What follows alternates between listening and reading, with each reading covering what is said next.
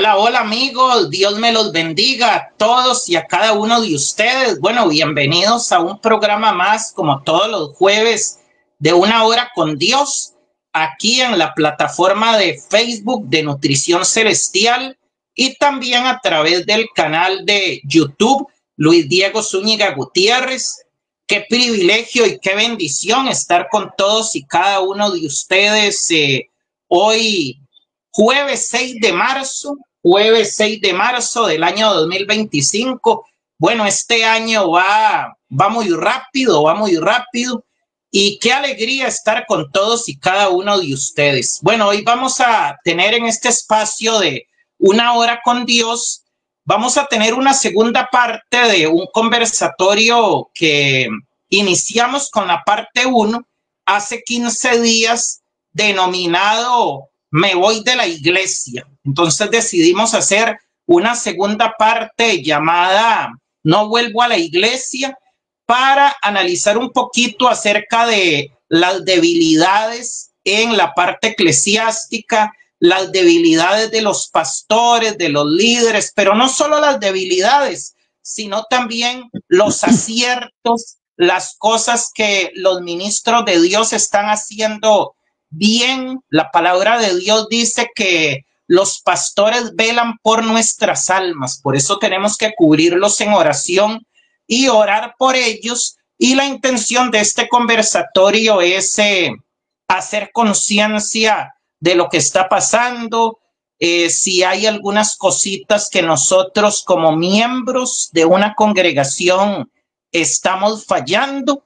Hace aproximadamente 15 días estuvo con nosotros la pastora Fanny y analizamos varios aspectos. Hoy tenemos pues al pastor José Luis Granados Sánchez de la iglesia Dios Restaura y del programa Confrontación Vertical de Faro del Caribe 97.1, que ya lo hemos invitado en otras oportunidades para otros conversatorios. Ya él es como de la casa prácticamente. Así que, pastor José, le damos la más cordial bienvenida y bueno, feliz año también, ¿verdad? No sé si nos habíamos visto aquí en vivo, pero bueno, ya le había dicho feliz año, pero feliz año ya en cámaras, ¿verdad? Muchas gracias, mi hermano Luis, y a todos los hermanos que nos están viendo. Y pues sí, no, igualmente, feliz año. Ya nos habíamos felicitado en privado, ¿verdad? Como dicen aquí en Costa Rica, pero aquí con todos los hermanos es un gusto y un privilegio estar compartiendo este programa que la verdad yo sé que va a ser de mucha bendición, porque cuando uno viene a la iglesia, mi hermano Luis y hermanos que nos están viendo, nadie tiene la idea de irse, ¿verdad? Pero siempre suelen suceder cosas de nuestro control y fuera de nuestro control que pueden hacer que una persona pueda claudicar de pertenecer a una congregación o al cuerpo de Cristo. Pero me siento muy gozoso, mi hermano Luis, por la invitación y agradezco más bien por invitarme a tener estos conversatorios, que sí voy a ser muy sincero, mi hermano Luis, muy pocas veces hablamos de estos temas abiertamente en la iglesia o con los hermanos. Yo sé que en este momento hay muchos hermanos que puedan tener muchas dudas, que puedan tener muchas inquietudes, que puedan estar viendo actitudes que no son las más correctas.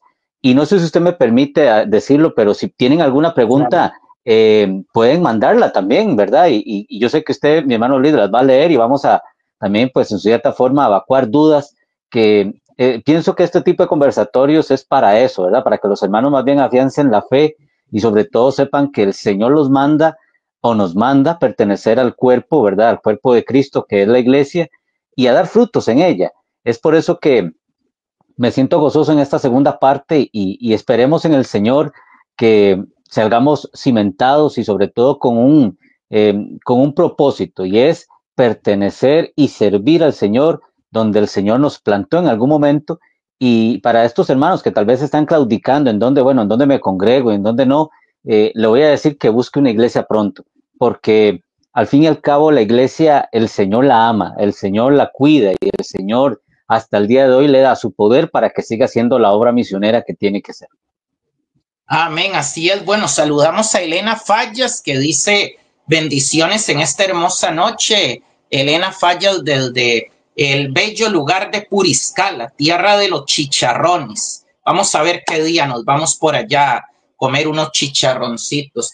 Bueno, pastor, hablábamos con la pastora Fanny hace como 15 días, ¿verdad? Algunos aspectos y yo quería pues abrir con esta pregunta para usted también, ¿verdad?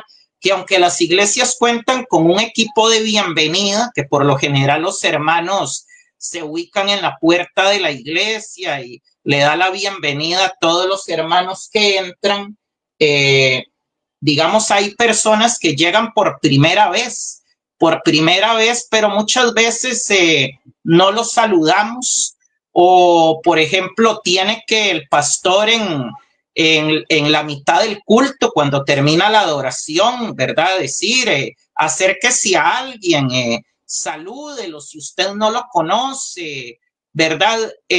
Pero no se hace muchas veces con iniciativa propia, ¿verdad? ¿Por qué es que sucede esto? ¿Por qué es que sucede esto que digamos la gente no les habla a los nuevos, ¿verdad?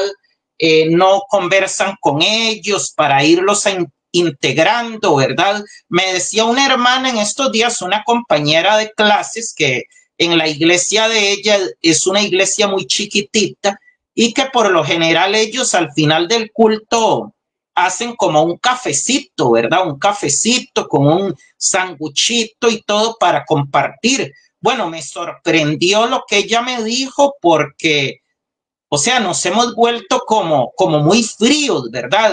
No saludamos a la persona nueva que llega o no le preguntamos el nombre y se le delega eso solamente a los que son los diáconos o la gente que es del comité de bienvenida, ¿verdad? Entonces yo le quería preguntar, ¿por qué es que sucede eso actualmente?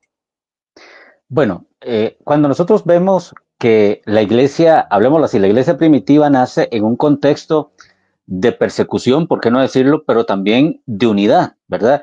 Ellos se unían en un mismo sentir, ¿verdad? Como dice el apóstol Pablo, pero más allá de un mismo sentir, en una unanimidad. Yo puedo tener el pensar tal vez de otro hermano, pero el problema de la unidad es que tenemos que hacer un lado esas diferencias y trabajar por un bien común. Cuando la iglesia nace en un contexto, como dije anteriormente, de persecución, pero con la firmeza de que la unidad era el vínculo perfecto. El mismo Señor les dice a sus discípulos en Juan capítulo 13 algo muy interesante. Les dice que van a conocer las demás personas que eran los discípulos porque se amaban unos a otros, no porque tenían una teología vasta o porque literalmente habían ido tras el maestro, tras de Jesús. No, les dice que el vínculo era el amor. ¿Por qué hoy se está dejando eso? Bueno, porque hemos caído en una metodología, ¿verdad? Abrimos el templo, empezamos a acomodar las sillas, empezamos a aprender el equipo de sonido, empezamos a aprender las luces. Entonces hemos caído como una monotonía de tener en perfecto estado lo material, pero hemos olvidado la unanimidad. Hoy en día, la iglesia se enfría es porque no está practicando la marca del discípulo. ¿Qué es la marca del discípulo? El haber sido sellado por el amor de Cristo.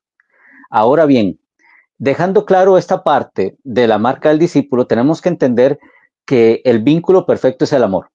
Si yo quiero que alguien que venga nuevo a la iglesia se cimiente en ella, empiece a crecer, empiece a conocer a Cristo mismo, yo tengo que mostrar ese vínculo perfecto. Por eso, tal vez en otra ocasión podemos hablar más abiertamente de esto, pero prácticamente todo el capítulo 2 de Santiago nos habla de cómo tiene que ser principalmente la bienvenida de ese nuevo miembro a la iglesia. Y Santiago escribe no a cualquier iglesia, le escribe a la iglesia de Jerusalén, a la iglesia naciente, a la iglesia que está surgiendo en medio de la persecución, pero que tiene muestras de un amor que no es terrenal, sino eterno, ¿verdad? Es el amor de Dios. Y Santiago les empieza a decir a ellos que la iglesia no debe tener preferencias, ¿verdad? Que al que reciben con buen anillo, también tienen que recibir al pobre y menesteroso. Es por eso que hoy en día hay tanta acepción. Por ejemplo, tal vez usted, hermano Luis, me está preguntando, bueno, ¿por qué se ha dejado de saludar? ¿Por qué bueno, porque hemos caído en esa apatía. Hemos caído en esa apatía de fijarnos más en lo estético que en lo que verdaderamente tiene importancia. No es casualidad que el Señor dice algo muy, muy, muy marcado en Juan, y es que donde hay 2 o 3 reunidos en su nombre, yo estaré en medio de ellos. El vínculo para una congregación sana no es solamente un saludo, sino que muestre las mismas o los mismos rasgos de amor de Cristo. Hoy en día eso se ha enfriado por muchas razones. Nos hemos, insisto, preocupado más por lo externo que no por lo interno. Y el problema es que cuando pensamos así, mi hermano Luis, empezamos a tener distinción de personas. Empezamos a saludar a algunos porque dan más y a otros no los saludamos porque no son de nuestro mismo círculo. El problema de esto es que aquí surge otra pregunta. ¿Estamos haciendo la misión de Cristo? Bueno, literalmente no. Cristo nunca despreció a nadie y más bien buscó la unanimidad del grupo. ¿Cómo crecía la iglesia? Bueno, en Hechos capítulo 2 nos dice un secreto, y era que compartían el pan juntos. El problema de nuestro tiempo es que, como usted dijo ahora, y me gustó mucho la conversación que tuviste con tu compañera, de que ahora pues esta iglesia después del culto tenían su cafecito y demás. Tal vez mucha gente diga, bueno, pero es que seguro van por el café. No estoy juzgando a nadie, pero qué importante es saber que incluso esas muestras de ágape sirven para que la iglesia se solidifique y puedan caminar en esa seña de amor. Insisto, yo puedo saber mucha teología, puedo saber muchas cosas, pero si no tengo amor por el prójimo, vengo a ser, como dice Pablo, un metal que retiñe. O sea, no un metal afinado, no un metal que sirva para dar una melodía, sino al contrario, un metal que no sirve para nada, literalmente. Es por eso que la iglesia de hoy, la acusación, por ejemplo, en la iglesia de Éfeso, que están perdiendo el primer amor, es eso. La iglesia de hoy está perdiendo el primer amor, y es ese amor de unidad, ese amor que marcó la muerte y la resurrección de Cristo, ese amor que tiene que permanecer hasta que Cristo venga. Hoy la gente se está yendo de nuestras iglesias, mi hermano Luis, por lo mismo, por la frialdad en la que ha caído, por las faltas de amor hacia Dios y hacia el prójimo. ¿Considera usted, bueno, aquí me salgo un poquito como del guión, que eso puede ser un peligro para la iglesia como tal, ¿verdad?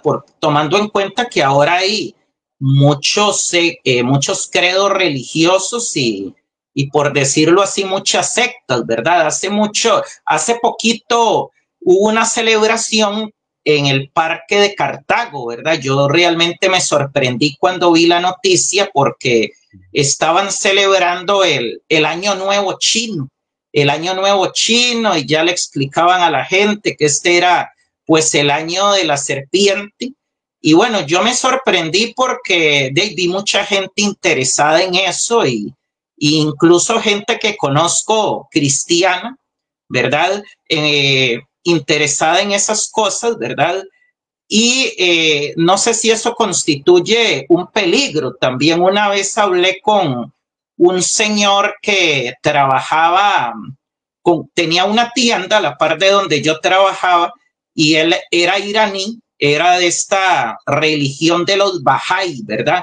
Y él me contaba un poco que cuando llegaban personas trataban de hacerlas sentir como en familia, ¿verdad? Entonces me surge la pregunta que tal vez eso puede ser como esa frialdad de la que usted hablaba, pastor, como un arma en contra nuestra, ¿verdad? Y que la gente se vaya a otros grupos porque tal vez ahí se siente aceptada, ¿verdad? Y estoy hablando aquí no de personas que tal vez tienen un conocimiento bíblico sólido, sino de personas inconversas. Sí, de hecho que el peligro está, ¿verdad? Cuando nosotros vemos, voy a decírtelo así para que entendamos este punto. Prefiero mejor hablar más claro y después vamos a entrar a un término más teológico. Si nosotros vemos la iglesia desde la perspectiva de Cristo, tenemos que entender que Cristo ama a la iglesia, ¿verdad? Él mismo dice en Efesios que se entregó a sí mismo por ella. Empezando por el sacrificio supremo de Cristo, Cristo mismo pone delante de sus ojos a la iglesia sin ninguna falta. O sea, la pone sin ninguna mancha, sin ninguna arruga, la santifica, la ama. El problema es que cuando Él entrega ese poder, hablemoslo de esta forma, a la iglesia empieza a caminar bajo la guianza del Espíritu Santo, bajo las enseñanzas apostólicas, pero también bajo la unidad del cuerpo de Cristo. Por eso Pablo prácticamente a los corintios les enseña que la iglesia es un cuerpo y que cada miembro es importante, para que la gente entendiera que es un organismo vivo. La iglesia es un organismo vivo.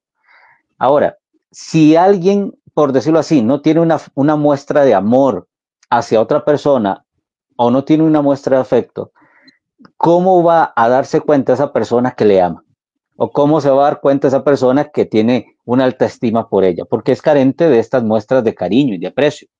La iglesia, cuando deja estas muestras de cariño y aprecio, no solamente está teniendo el error de decir que ya no está cumpliendo como el vínculo perfecto que dejó Cristo, sino que mucha gente se va a enfriar por la carencia de la muestra de amor de los mismos hermanos.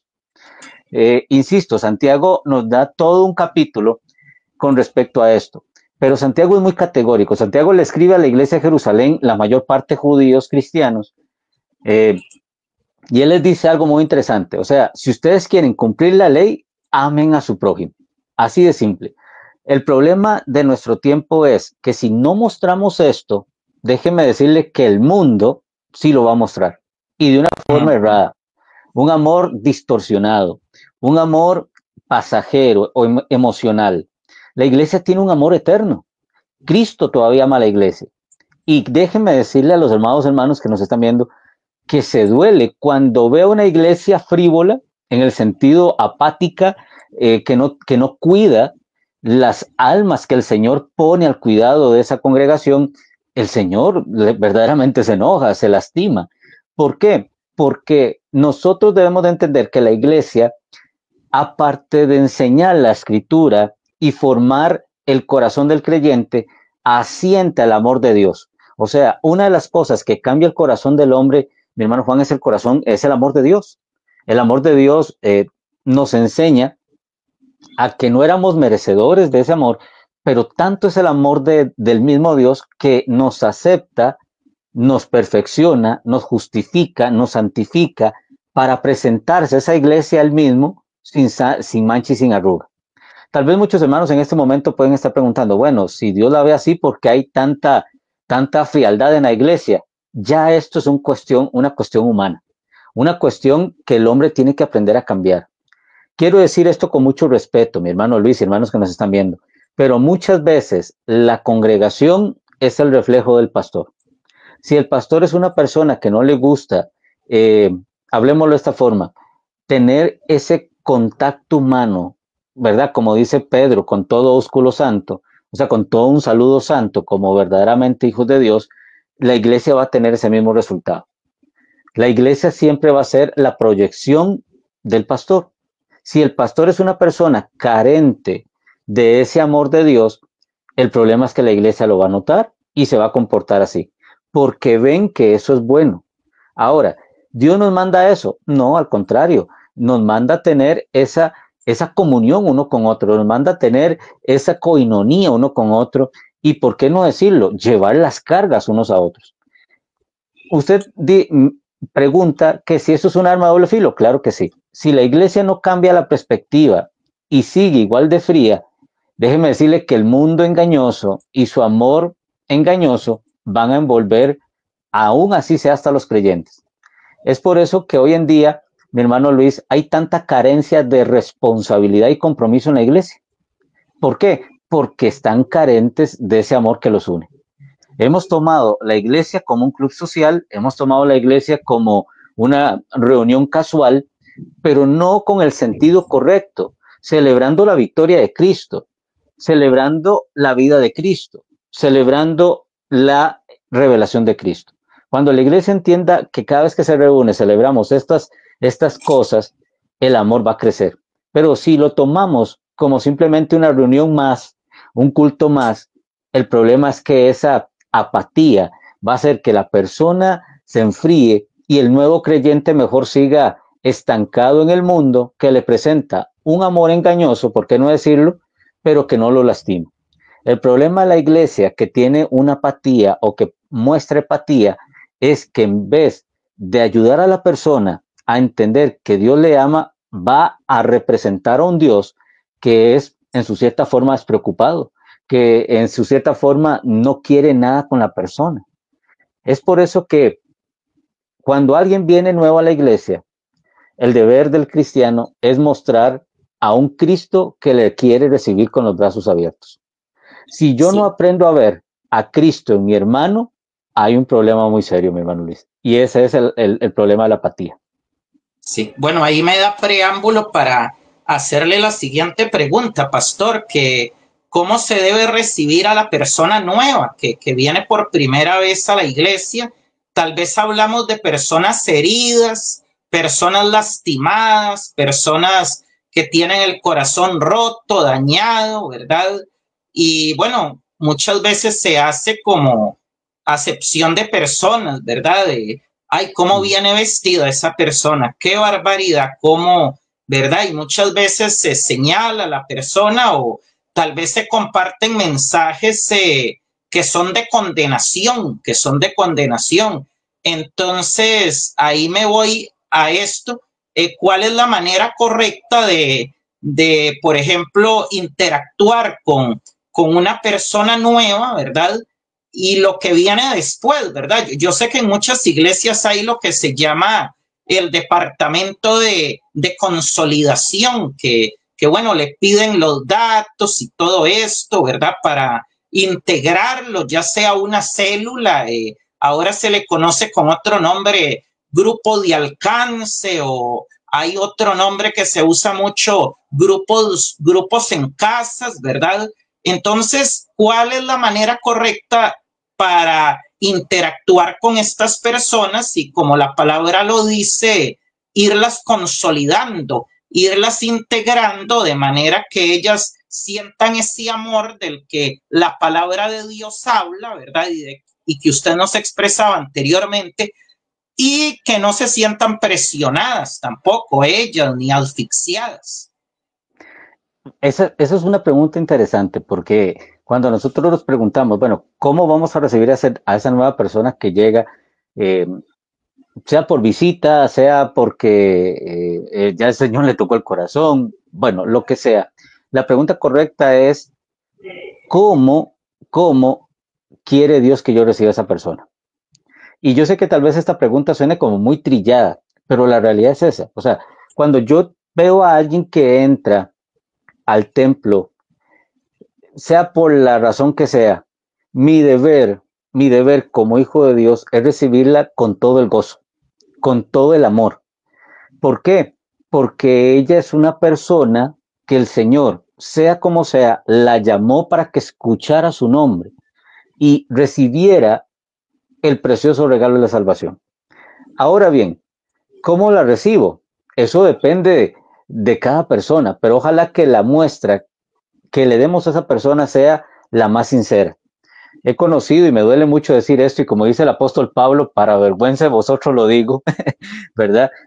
Hay gente que hace las cosas por hacerlas, pero no porque le nace hacerlas. Yo no veo en la Biblia a los discípulos o a los apóstoles haciendo las cosas porque tenían que hacerlas, no, las veo porque pudieron ver en esa persona que necesitaba cualquier cosa de ellos, vieron esa necesidad, ellos vieron esa necesidad. Nosotros tenemos que hacer lo mismo. O sea, cuando nosotros vemos a una persona que llega a nuestras iglesias, lo mejor que podemos hacer es ser sinceros con nosotros mismos y con ellas mismas. A veces el saludo siempre va a marcar o va a marcar la conducta de esa persona. Si yo le saludo con un corazón sincero, ¿verdad? Sin, como usted dijo, sin tener acepción, sino que saluda a todo el mundo igual, eso la persona lo va a sentir y va a hacer que esa persona diga, aquí pasa algo diferente. Ahora, la otra parte de la pregunta de que cómo se da después el seguimiento o el crecimiento, también eso depende de cada congregación. Lo que yo sí digo es que tenemos que enseñarle a la persona que es merecedora de la gracia de Cristo, que es merecedora del amor de Cristo. ¿Por qué? porque en un tiempo yo entré igual por una puerta de esas, ¿verdad? No sintiéndome digno, pero el Señor me hizo digno. No sintiéndome merecedor de tan maravilloso don, pero Dios en Cristo me hizo digno.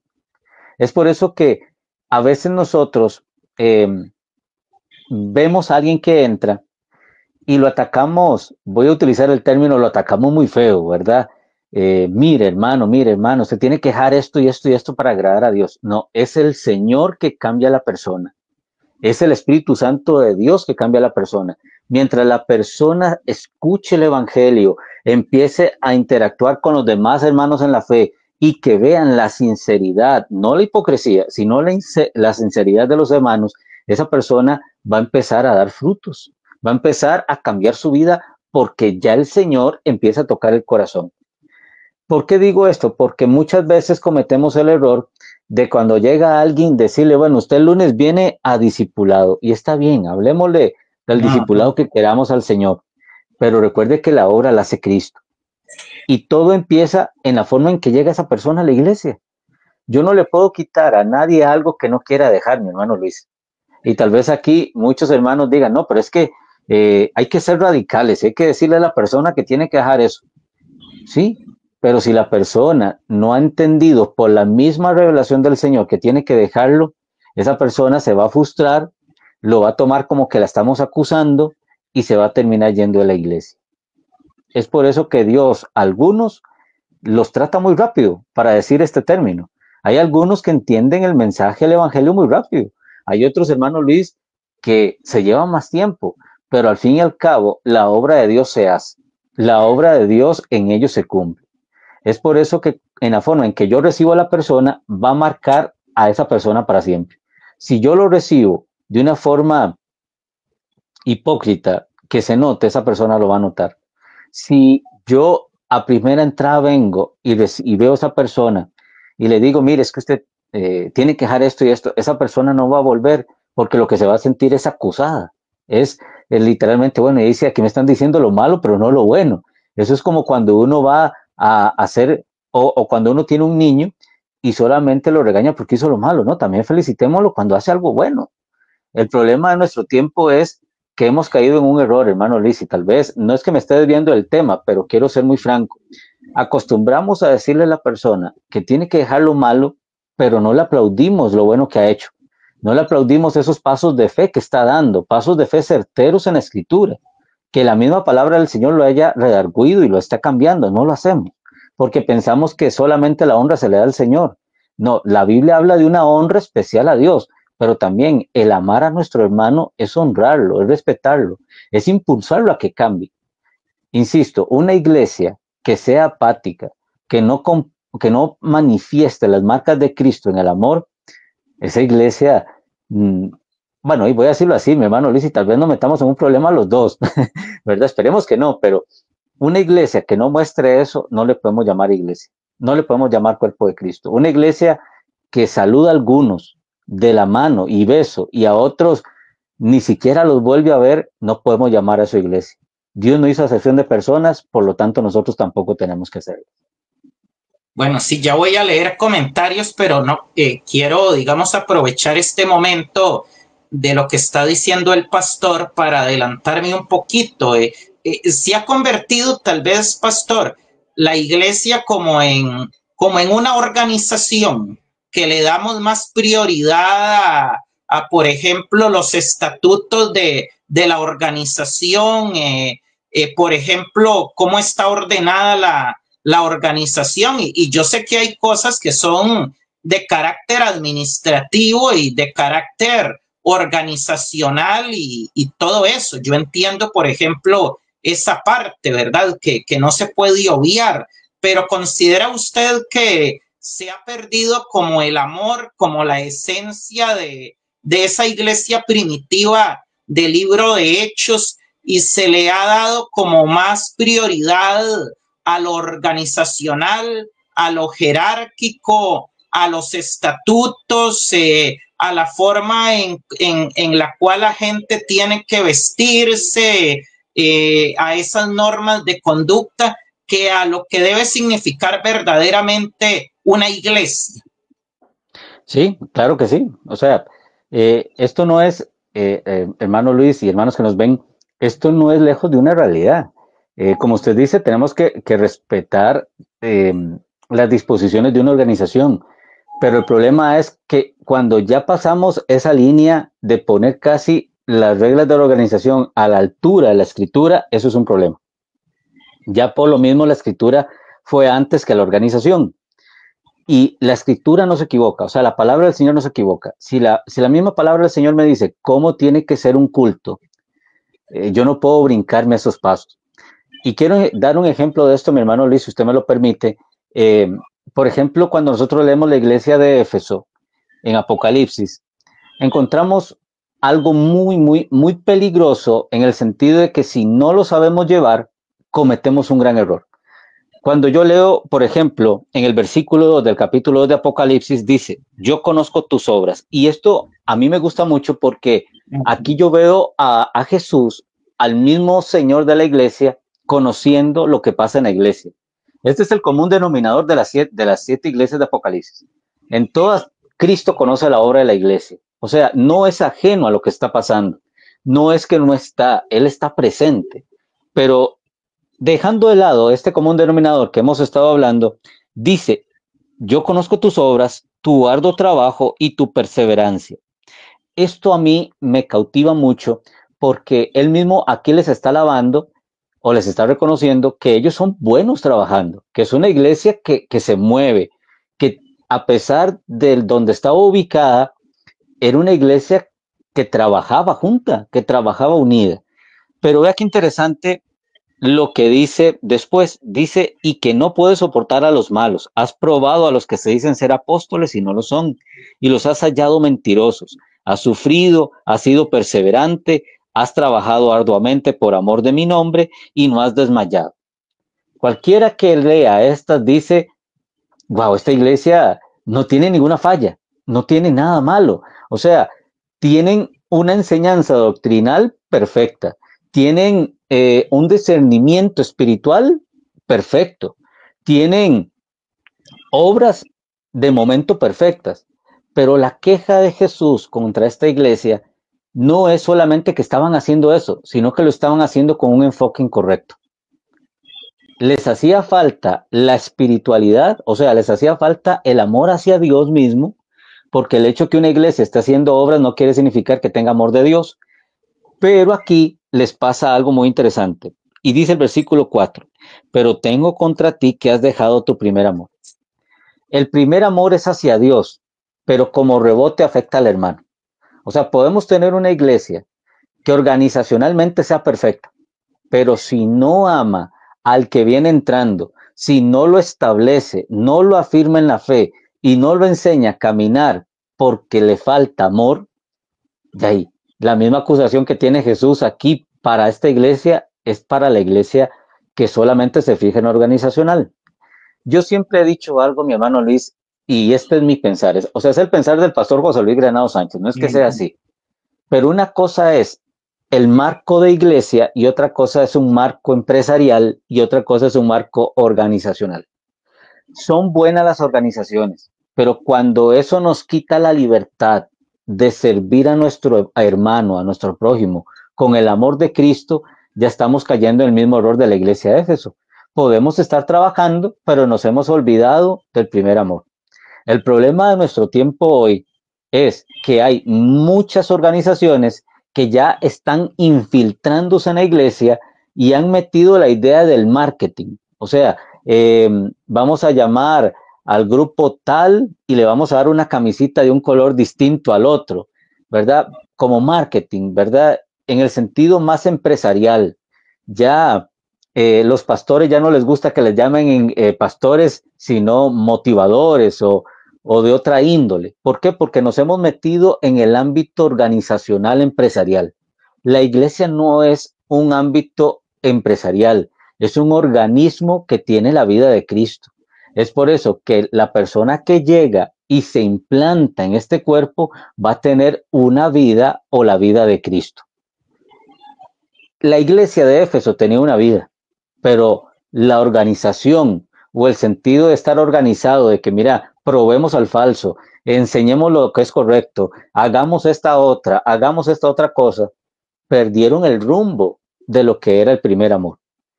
Ese es el peligro de nuestro tiempo. La organización es buena, pero cuando se eleva casi que a la altura de la escritura, podemos cometer o podemos caer en el error de esta iglesia de Éfeso. Sí. Bueno, estamos hablando hoy acerca de la vida de la iglesia. En este conversatorio me voy de la iglesia parte 2. Voy leyendo comentarios porque nosotros nos retroalimentamos mucho con lo que ustedes comentan. Bueno, dice Sara Machado. Buenas noches, Dios los bendiga. Bueno, Sarita, buenas noches. Rebeca Soto, dice Rebeca. Buenas noches, excelente tema. Así es, pastor, volver al primer amor, no hacer acepción de personas, que haya unidad, respeto y cuidar al hermano. Bueno, un saludo a Rebeca y a su esposo Gerardo, que ellos trabajan duro en esto del Día Nacional de la Biblia. Qué tremendo. Xiomara Coquito Cruz dice, saludos y bendiciones. Bueno, Xiomara, un saludo para vos y pronta recuperación. La hermana tuvo un accidente que la atropelló una moto el viernes, así que declaramos y le pedimos a Dios por esa sanidad. Rebeca Soto, bueno, dice, pienso que la gente no quiere incomodarse, comprometerse, no quiero involucrarme en llevar las cargas del otro. Bueno, qué importante eso que dice. Me gustaría ahí sí un comentario, pastor, porque ahora se ha convertido mucho en algo egocéntrico. Bueno, mientras esté yo bien, mientras esté mi familia bien, es suficiente, ¿verdad? De hecho, hablaba con alguien un día de estos que en Argentina, en estos tiempos, un viejito, un adulto mayor se cae en el metro, o sea, nadie le ayuda, eso es como si nada. Y de ahí es señal de lo que dice la Biblia, que el amor de muchos se enfriará, pastor. Sí, le agradezco mucho a nuestra hermana Rebeca Soto, si no me equivoco, ¿verdad? Creo que fue la hermana que escribió este comentario. Tiene toda la razón. El amor de muchos se enfría, no solamente por la maldad del mundo, sino porque una iglesia dejó de practicar el amor. Por eso se enfría. Pablo no es casualidad que nos advierte en la carta a los colosenses que llevemos las cargas unos a otros. Una de las formas de mostrar empatía en la iglesia es a sentir la misma necesidad de nuestro hermano. Por ejemplo, mi hermano Luis, quiero, si usted me permite leer el capítulo, unos versículos del capítulo 2 de Hechos, que me llama muy poderosamente la atención, porque desde que se funda la iglesia, prácticamente el Señor deja como pilar el amor, ¿verdad?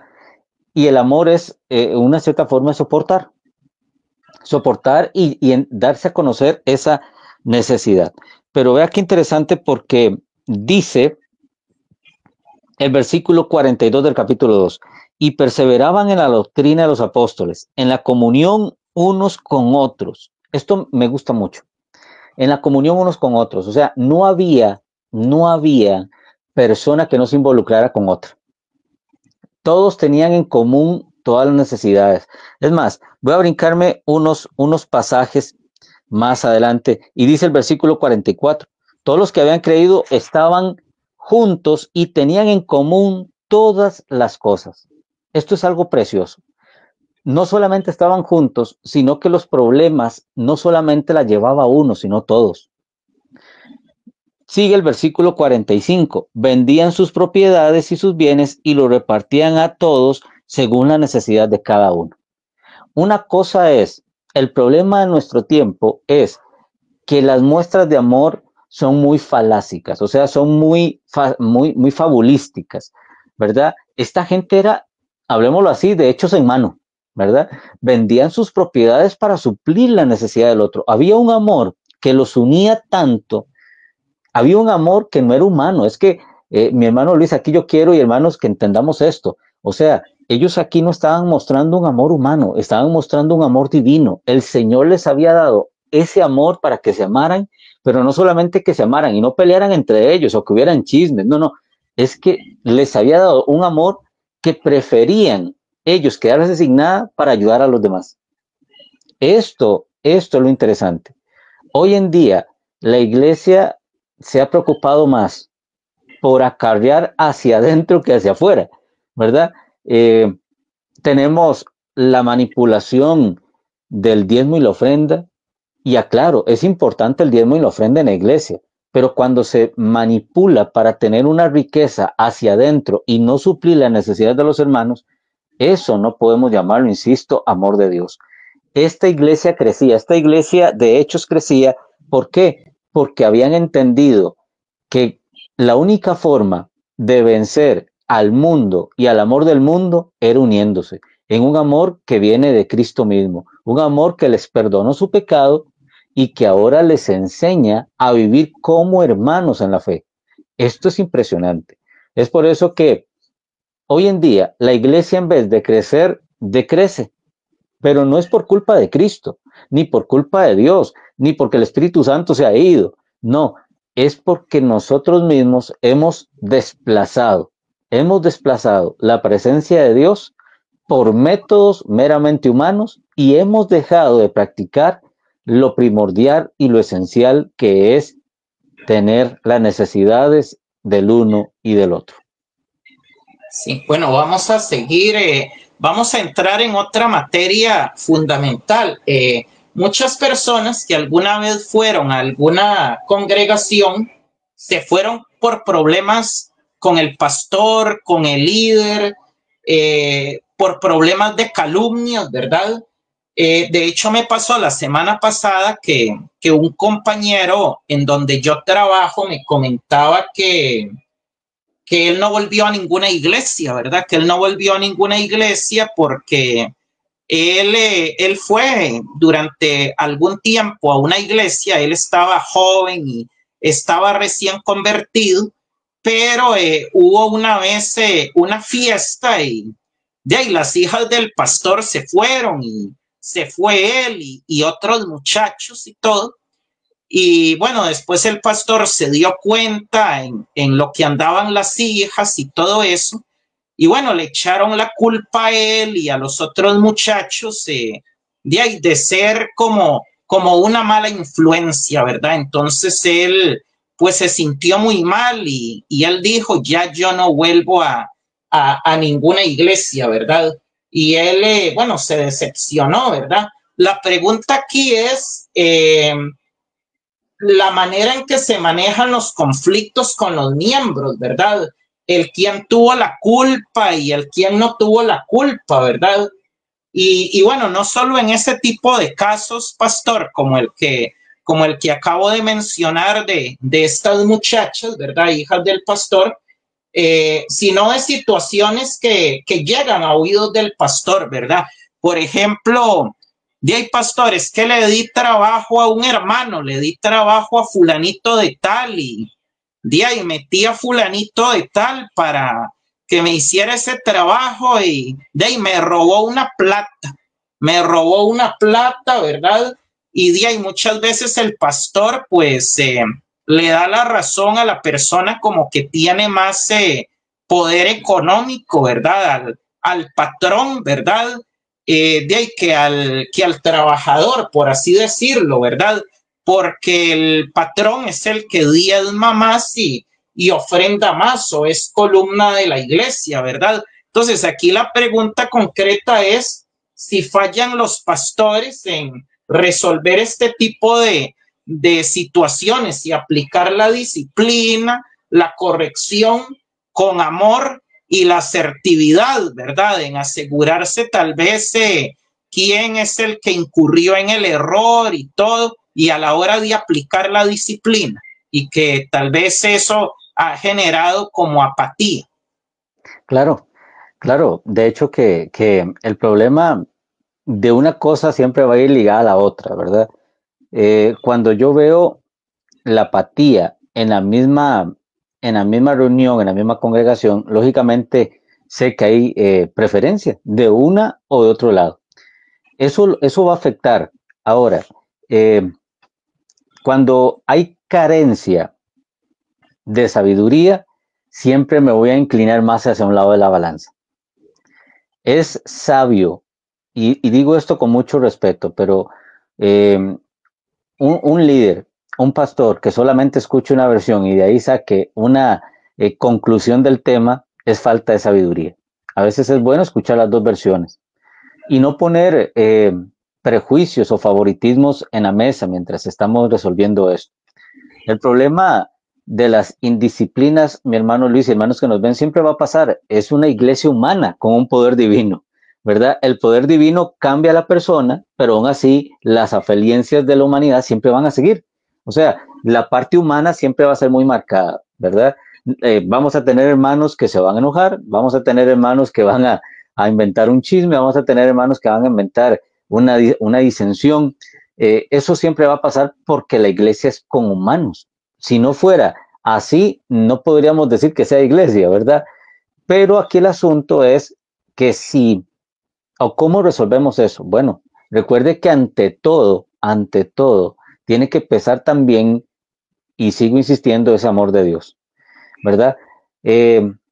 A ningún pastor nos gusta que nos critiquen. Esa es la realidad, ¿verdad? Porque en su cierta forma nos ponemos como los que somos más importantes, ¿verdad? Y digo nos ponemos para que nadie se sienta ofendido, ¿verdad? Ni nadie diga, bueno, pero ¿quién se cree este pastor, ¿verdad? Que se está miscuyendo de la canasta. No, no, ¿verdad? Pero el problema es que por la falta de sabiduría, por la falta de llevar las cosas como se deben, estos procesos disciplinarios, si no se tratan de la mejor forma, van a dañar la iglesia. O sea, la van a dividir, va a haber discusión y va a haber disensiones en lo que es la vida de la iglesia. ¿Cómo llevamos esto? Bueno, la primera forma de llevarlo, mi hermano, es yendo a la persona que nos hizo tal daño, ¿verdad? No en una forma condenatoria o en una forma altanera, sino con todo el amor del Señor. Preguntarle por qué hizo eso, o por qué pensaba eso, o por qué reaccionó de esa forma. El problema es que cuando no actuamos así con sabiduría, automáticamente vamos a ir en contra de eso, ¿verdad? Vamos a ir en contra, no, es que yo he escuchado expresiones que le duelen a uno, ¿no? Mira, y eso que dice que es cristiano, ¿verdad? O eso que dice que es un líder y vea cómo se comporta, o vea cómo, bueno, ese tipo de perjuicios son los que tenemos que quitarnos para resolver de la mejor forma un problema indisciplinario dentro de la congregación. Tenemos que quitarnos eso. Ahora, tal vez muchos dirán, bueno, pero entonces, ¿qué es? ¿Quedarnos callados y no decir nada? No. Yo tengo la creencia, mi hermano Luis, hermanos que nos ven, que los pájaros no hablan, ¿verdad? Por ejemplo, cuando se forma un chisme, dices que un pajarito me dijo, no, lo más conveniente es llamar a la persona y decirle, bueno, ¿por qué estás diciendo eso? ¿O por qué estás trayendo una conjetura de esas? No quedarnos solamente con el pajarito habla, porque el problema es que eso va a ser un problema para toda la congregación. Las indisciplinas hay que tratarlas, claro que sí, pero, insisto, recuerde que nosotros estamos tratando de corregir almas, estamos tratando de corregir actitudes, estamos tratando de corregir vidas que el Señor puso a nuestro cargo, como usted dijo al principio, para que oráramos y veráramos por ellas. Entonces, el fin no es echar a nadie de la iglesia, ese no es el fin. El fin es llegar a entender que esa persona hizo lo malo y que tiene que cambiar esa actitud. Ahora, ¿será culpa del pastor cuando el pastor, con toda base, no solamente bíblica, sino moral, y más allá de lo moral, también con pruebas fehacientes de que esa persona está haciendo algo malo, y le dice que está haciendo algo malo y esta persona se fue, ¿es culpa del pastor? No, es de la persona que no quiso cambiar, es de la persona que no quiso madurar en la fe y dejar esas malas actitudes. La Biblia en Mateo capítulo 18 nos habla todo hablemoslo así, un par de reglas o un conjunto de reglas en la que nos dice cómo tenemos que tratar los casos de indisciplina. Pero al fin y al cabo, cuando uno expone el error y la persona no quiere cambiar y se va de la iglesia, ahí sí tengo que defender en su cierta forma la actitud pastoral y también la actitud del creyente. Recuerde que nuestro fin es que nadie se pierda. ¿verdad? Y aquí estoy hablando, mi hermano Luis, de un punto muy neutral. O sea, no es que el pastor se está yendo a un lado o al otro, no, es muy neutral. Pero sí he conocido casos donde, bueno, con toda confianza, algo parecido escuché un día con respecto a lo que me dijiste de primero de las hijas del pastor y todo esto, donde se inclinaba más hacia un lado, ¿verdad? Donde la balanza se inclinó más a un lado y sí, eso no lo podemos hacer. Por más familia que tengamos en las congregaciones y somos líderes de eso mismo, tenemos que ser muy neutrales. Recuerde que lo que se está jugando ahí es la dignidad de una iglesia santa y es ahí donde tiene que corregirse lo malo. La gente se puede ir por muchas formas, pero ojalá que nunca se vayan de la iglesia porque el pastor tuvo un favoritismo o porque el líder tuvo un favoritismo. No, se pueden ir por muchas razones menos por eso. Cuando un líder o un pastor inclina la balanza a un favoritismo, ya se dejó la sabiduría de lado, ya se dejó el amor que restaura de lado por beneficiar a unos y a otros no.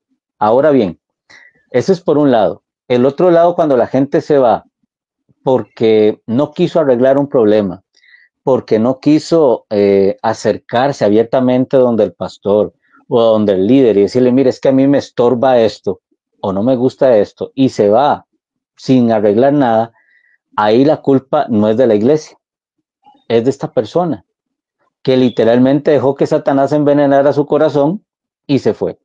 Yo siempre le digo algo a los hermanos, mire hermanos, si ustedes ven, escuchan o presienten algo que no está bien, tengan la confianza, porque el problema, mi hermano Luis y hermanos que nos ven, es que no decimos nada y nos vamos y lo peor es afuera. Ya empezamos a decir, es que en esa iglesia no hay amor, es que ese pastor no sirve como pastor. No, no es eso, no es que no había amor o no es que el pastor no sirviera en amor, es que literalmente esa persona no quiso encarar el problema que había en su corazón, no quiso llamar a cuentas a lo que veía malo y con una base. Entonces decidió irse. Ahí literalmente es Satanás ganando ventaja en esa persona. Pero si la iglesia tiene el amor de Dios, la sabiduría de Dios para corregir temas de falta de disciplina o temas engorrosos como estos y la persona cambia, pues eso es una iglesia victoriosa, es una iglesia que está obrando en esa restauración que el Señor nos manda hacer. ¿Ve? Por eso yo siempre digo algo, cuando un corazón se enferma, cuando un corazón se enferma y no busca cómo curarse o cómo curarlo y se va, el problema es que esa persona, donde quiera que vaya a ir, va a hacer lo mismo. Va a hacer lo mismo y de a donde vaya va a hacer lo mismo y así consecutivamente hasta que ese corazón verdaderamente no sea sanado de esa falta de disciplina. Así es, bueno, estamos hablando acerca de la vida de la iglesia. Voy leyendo otros comentarios ahí poquito a poco. Dice Alejandra Chavarría, buenas noches, y es muy cierto, desde que está en la puerta para entrar a la iglesia, ahí se debe recibir con bastante cariño y acogerla muy bien. Bueno, saludos a Alejandrita Chavarría. Dice también Alejandra, he aprendido que todo es en el tiempo de Diosito. Bueno, qué tremendo. Dice Rebeca también, Soto, ¿cómo quiere Dios que yo reciba a esa persona en la iglesia? Ser sincero con esa persona, marcar su vida para siempre, enseñarle a la persona nueva que es merecedor de la gracia de Cristo, que escuche el evangelio, dele tiempo a la obra de Dios, reconózcale los pasos de fe en la escritura. Bueno, qué tremendo, dice también Mario Carvajal, mi amigo Mario de allá del Valle del Guarco en Cartago. Muy importante el tema y muchas veces maltratado en las congregaciones, que han maltratado en las congregaciones. Dice Alejandra también, lo que a mí no me ha parecido es cuando se ven las preferencias en la iglesia y eso se ve mucho. Bueno, la gente apunta este asunto de las preferencias que ya habló el pastor. Pastor, otro tema aquí es el servicio, ¿verdad? Que a veces, por ejemplo, como que se le dice a la gente, bueno, es que hay que servir al Señor y tal vez una persona viene llegando nueva y esa persona necesita ser restaurada, ser discipulada, ser afirmada, pero está como esa presión de que hay que servir y que, uy, hay falta de maestros de escuela dominical y, ay, Dios mío, ¿qué vamos a hacer? Y como que tiran a la gente, ¿verdad? Así a la guerra, como dicen popularmente, ¿verdad? Y he conocido casos de personas también líderes y personas llenas de Dios y todo, que llega un punto en que tal vez le han dicho a uno, mira, me quemaron en esa iglesia o pasó una situación ahí después de todo lo que yo serví, todo, de ahí me tuve que ir con un problema y todo, ¿verdad? Entonces, ¿cómo debe ser esa parte del servicio, ¿verdad? Para que la gente no se sienta como con esa presión. Otras veces también se utilizan, lo he visto en mis años de cristiano, hasta mensajes desde el púlpito que son como persuasivos y todo eso, ¿verdad? Ya se empieza, te vas a quedar calentando la silla toda una vida y ya va como que por ahí la cuestioncita, un poco persuasivo el mensaje, ¿verdad? Entonces, ¿qué hacer para que una persona nueva esté bien afirmada y que esa persona sirva y empiece a dar en el momento correcto? Sí, esto es muy importante. O sea, el punto que estás poniendo ahorita en la mesa es muy importante. Por una razón, debemos de entender que el servirle al Señor es un privilegio, no una carga, ¿verdad? Por esta razón, imagínense, el Dios bueno, el que hizo todo, el que nos justificó, el que mandó a su Hijo por usted y por mí para morir en la cruz por nuestros pecados, ahora delega sobre nuestras manos la responsabilidad de seguir haciendo la obra. Esto es bellísimo, o sea, es algo precioso, pero de mucha delicadeza. El problema es que cuando nosotros empezamos a decirle a la gente, mire, sirva sin formación en el sentido espiritual y teológica, es un peligro muy, muy severo. ¿Por qué? Porque no está preparado para la carga ni emocional ni espiritual que se le viene encima. Es la realidad. Entonces, esa persona se va a frustrar y es donde va a ver el servicio como una obligación, como vimos ahora en el sentido empresarial, ¿verdad? ¿Qué hace una empresa? Motivar a su empleado para que dé más en el sentido productivo. Bueno, cuando tenemos esta visión de empresa en la iglesia, al primero que entre por la puerta le damos un uniforme y lo mandamos a hacer un trabajo, para hablarlo de esta forma, ¿verdad? ¿Por qué? Porque tenemos el concepto empresarial, pero el concepto de iglesia es diferente. O sea, al nuevo creyente se le forma primero, se le tratan temas del ser y del hacer. ¿A qué me refiero? Del ser cómo. Recuerde que nosotros nacimos destituidos de la gloria de Dios. Ahora, tenemos que hacer que el nuevo creyente entienda que ahora es recibido con ese amor eterno por medio del sacrificio de Cristo, pero que ahora su vida tiene que empezar a cambiar para que así no sea o no caiga en lo que Pablo dice en el descrédito o en la condenación de Satanás. Es por eso que una persona que viene entrando a la iglesia y la ponemos a servir, como usted dijo ahora un término que me causó no gracia, pero es muy común, ¿verdad? Lo quemamos, ¿verdad? Empieza a ver la carga del ministerio, empieza a ver la carga de la vida en el Señor, ¿por qué no decirlo así? Y empieza el descrédito, ¿verdad? Empieza el cansancio emocional y espiritual y esa persona abandona. No solamente abandona el servicio, va a abandonar la iglesia. ¿Por qué? Porque vio que no era digno para eso. Ahora, Dios lo hizo digno, pero el problema fue que lo mandamos muy rápido a la guerra, ¿verdad? Sin entrenamiento, sin formación, y resulta que cayó en ese descrédito del diablo.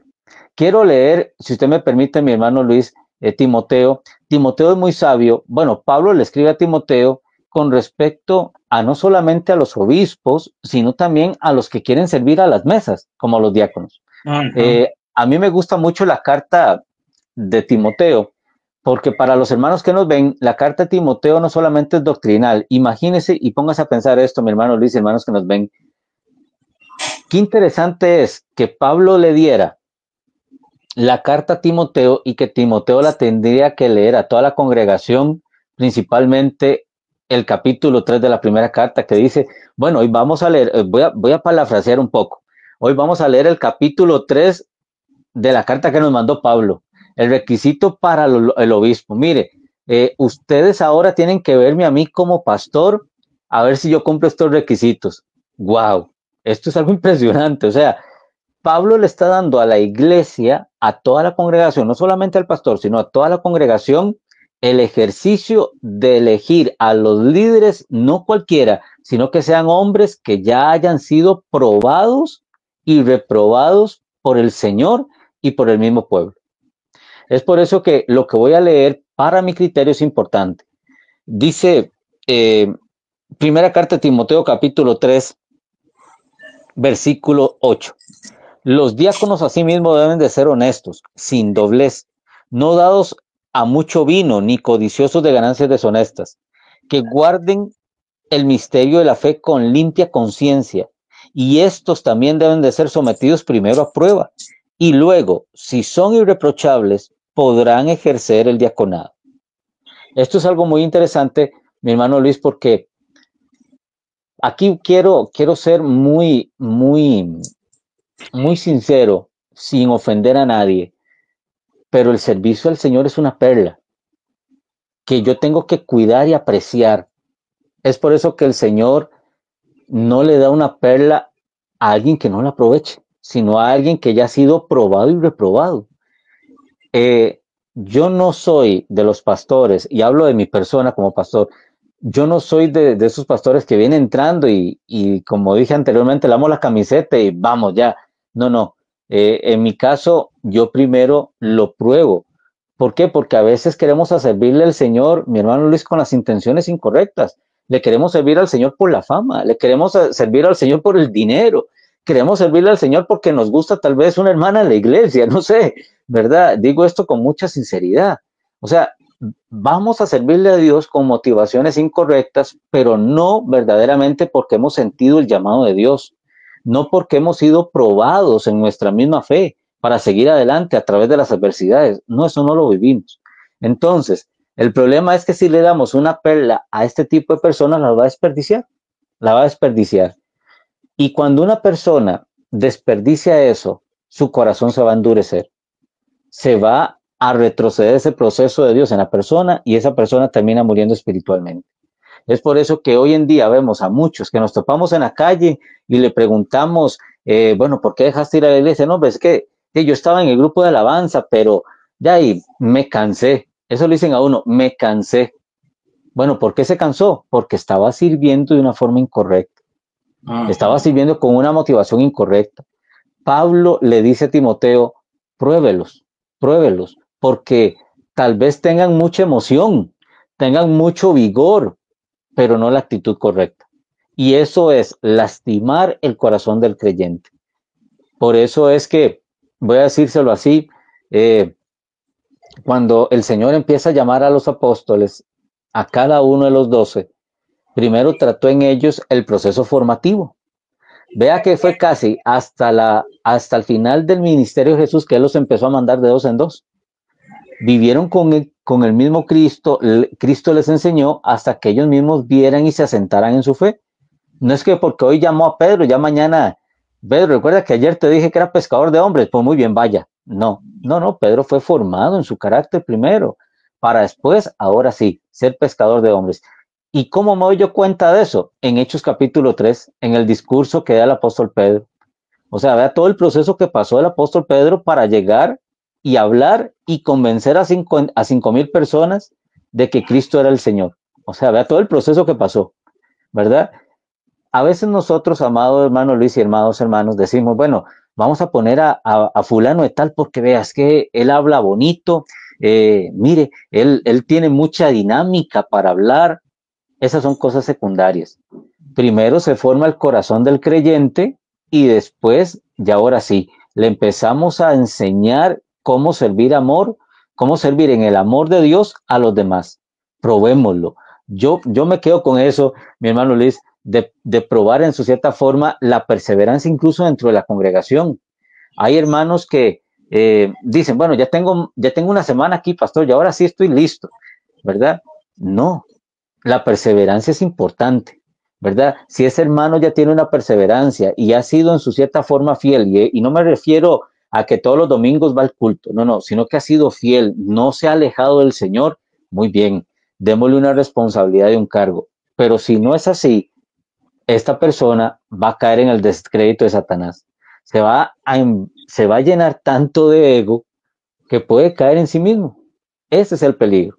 Y por eso es que, en mi criterio, yo prefiero primero formar el corazón del creyente, darle a entender que lo que está recibiendo es una perla y que tiene que cuidarla como es una herencia de Dios hacia esa persona, que de ahí es imperfecta, igual que todos, pero que Dios le dio la responsabilidad de servir en su obra.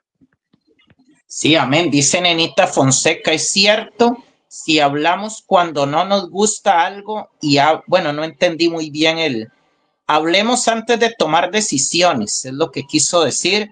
Rebeca dice, Rebeca, tengo una pregunta para el pastor.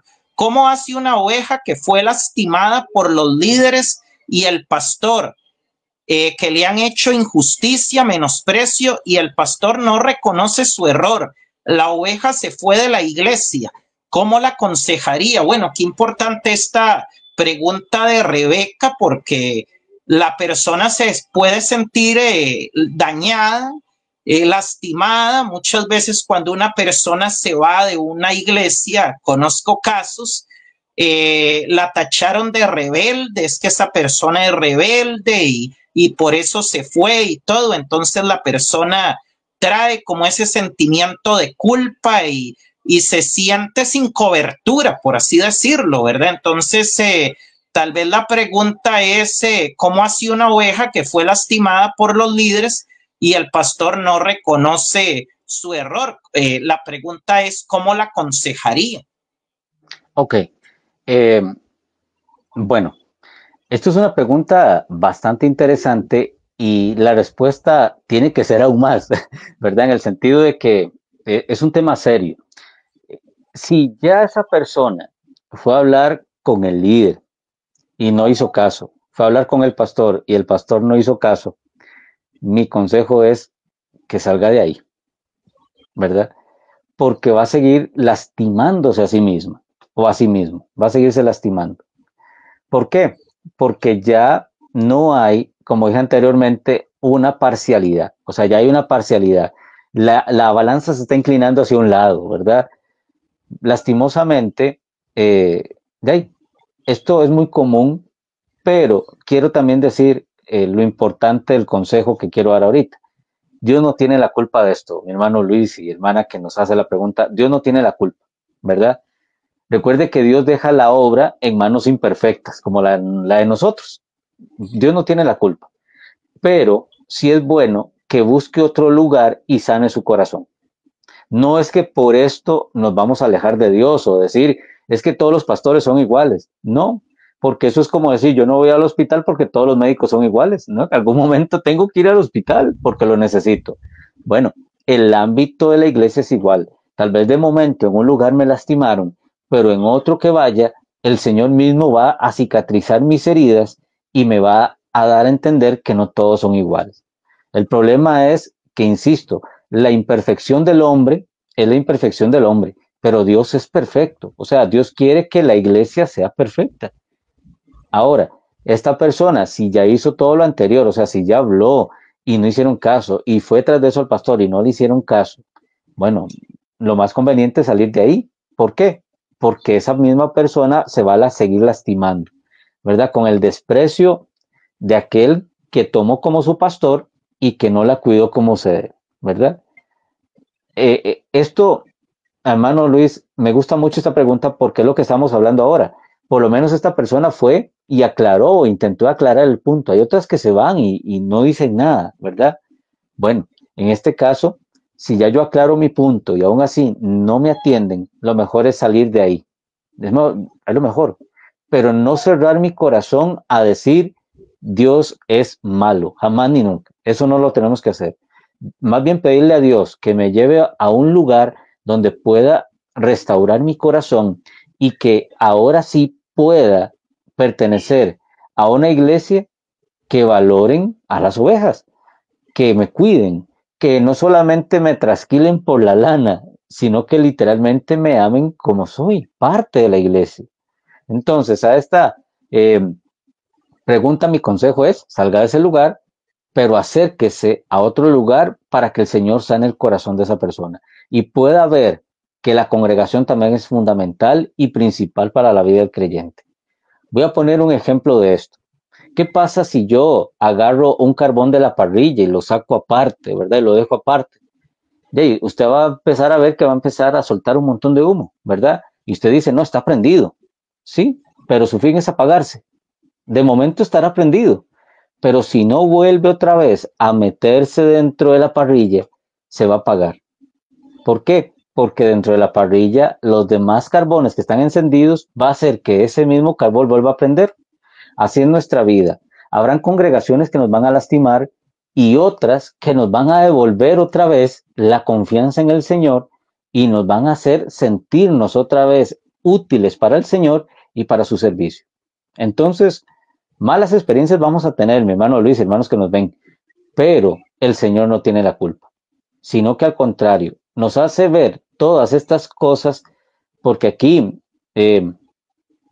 lo iba a decir más adelante, pero ya que se está dando la conversación, tengo que decirlo, ¿verdad? Hay iglesias verdaderas e iglesias falsas. A veces caemos en iglesias falsas y Dios nos permite que pasemos todo esto para que ahora sí busquemos una iglesia conforme a la Escritura y no una iglesia porque me quedaba cerca de la casa o porque ahí me hablaron bonito. No, una iglesia que forme mi carácter cristiano. En una nos lastimaron, en una nos despreciaron, pero en otra nos acogieron como parte del cuerpo y me hicieron sentir importante. Eso es parte también de la restauración del Señor.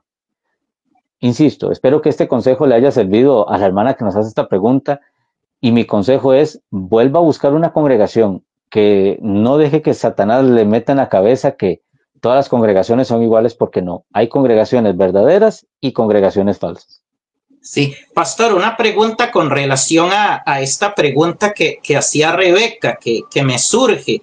Por ejemplo, ¿cómo maneja usted en estos casos de cuando llega una persona y tal vez le dice, bueno, tuve un problema en la congregación anterior con un líder, con un pastor, algo similar a lo que está preguntando Rebeca, pero bueno, hay casos también en los que tal vez la persona llega a una iglesia, ¿verdad? Diciendo, bueno, sí, tuve un problema con el pastor, con los líderes y todo, pero sí han dado casos también en que la persona también, no digo que este sea el caso de Rebeca, que está poniendo de su amiga, ¿verdad? Pero que ya yéndonos al otro extremo, que ya la persona sea como problemática, ¿verdad? Y todo. Y bueno, hay pastores que yo sí sé que preguntan, bueno, ¿y qué pasó con el pastor anterior? Y todo eso. Y cuando uno les cuenta como que fruncen el ceño un poquillo, como diciendo, ay, Dios mío, ¿en qué broncón me metí, verdad? Ay, Dios mío, y si esta persona es problemática y todo, como cuando uno va a una entrevista de trabajo y le preguntan a usted por qué se salió del trabajo anterior, ¿verdad? Lo que le recomiendan a uno es nunca hablar mal de la empresa donde uno estuvo, sino decir lo que aprendió. Pero ¿qué pasa en este tipo de casos?